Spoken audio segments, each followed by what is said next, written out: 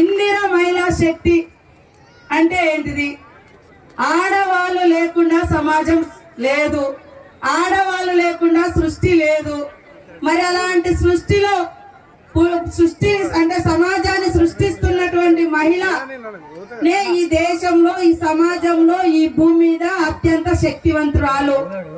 ఆ శక్తివంతురాలుగా పేరుగాంచినటువంటి ఇందిరమ్మ ఈ రోజు మొన్న యుద్ధం జరిగితే ఏమైందో తెలియదు కానీ ఆనాడే ఇందిరమ్మ పాకిస్తాన్ పాతరేసినటువంటి శక్తివంతురాలు, ఉక్కు మహిళ, దేశాన్ని ఒంటరి మహిళగా ఉండి, ఒక వితంతురాలుగా ఉండి, భర్త లేకుండా ఒంటరిగా ఉండి ఈ దేశాన్ని ఏలినటువంటి చరిత్ర ఇందిరమ్మ చరిత్ర.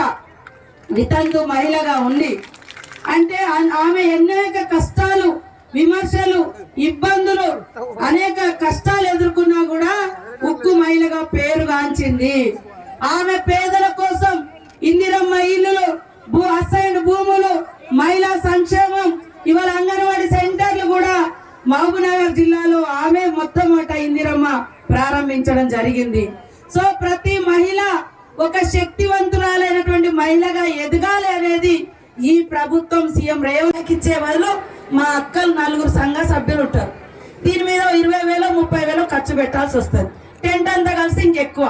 ఆ వర్క్ మీరు ఇస్తే అవరోజు మీరు పని చేసుకుంటే మీ దగ్గర ఒక కనీసం 5-6 వేలైనా మిగులుతాయి.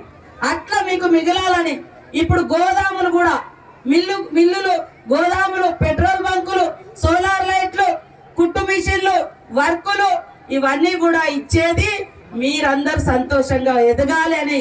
కాబట్టి మహిళా సంఘంలో దయచేసి మా వివో సంఘం సభ్యురాళ్ళకు కూడా మీ జీతాల సమస్య మాకు వదిలేయండి, మేము ఖచ్చితంగా అది ఆలోచిస్తా ఉన్నాం. మన మహిళల్ని కోటీశ్వరులను చేసే పనిలో వివోలందరూ కూడా యాక్టివ్ గా పనిచేయాలి. 1 కోటి మంది మహిళల్ని కోటీశ్వరులను చేయాలనేదే మనందరి లక్ష్యం. 1 కోటి మంది మహిళల్ని మనం జైన్ చేయాలి.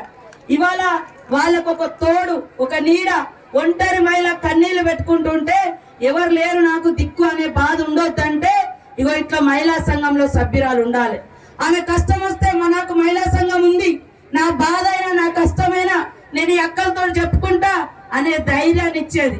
ఒక సామెత ఉండేది వెనుక అనేటోళ్ళు మగోళ్ళు ఆడోళ్ళు ఎక్కడ కలిసి ఉండరా అని. కానీ ఈ రోజు మన సంఘంలో 67 లక్షల మంది సభ్యులు ఉన్నారు మహిళలు. ఇక్కడ ఇన్ని వేల మంది కూర్చున్నారు. ఇది మన ఐక్యత, ఇది మన శక్తి. సత్యన చెప్పిండు, రాబోయే కాలంలో ఇక్కడ కూర్చున్నోళ్ళే మీరే సర్పంచ్లు, వార్డు మెంబర్లు, ఎంపీటీసీలు, జెడ్పీటీసీలు అవుతారు. అవసరమైతే మహిళలకు 33% రిజర్వేషన్ వస్తే ఇక్కడ కూడా మహిళ కూడా రిజర్వేషన్లు ఉంటాయి. కాబట్టి మీరందరూ దయచేసి కష్టపడండి, మీ ఆలోచనలు మాకు పంపియండి. ఇగో ఈ రకంగా చేస్తే మాకు ఈ బిజినెస్ చేసుకోవచ్చు, ఈ రోడ్డు మీద మేము ఈ షాప్ పెడితే మాకు లాభం వస్తుంది, ఈ ఐటమ్ అమ్ముకుంటాం, మాకు రోజు 1000-2000 వస్తాయంటే అదే షాపును మనం ఎంకరేజ్ చేస్తాం. అందుకే మా అక్కలందరికీ మీకు కొద్దిగా లేట్ అయింది, ఇబ్బంది అయినా కూడా ఇంత పెద్ద ఎత్తున తరలి వచ్చిండ్రు. మీరందరూ సంతోషంగా ఉండాలి, 4 రూపాయలు మీ చేతిలో ఉండాలి. ఇదే మా ప్రభుత్వ లక్ష్యము, ఇదే మన రేవంత్ అన్న ఆశయము, ఇదే సత్యన్న ఆలోచన. కాబట్టి మీరందరూ కూడా ఎంత సంతోషంగా ఇక్కడ మీటింగ్ వచ్చిర్రో అంతే సంతోషంగా జాగ్రత్తగా ఇళ్ళకి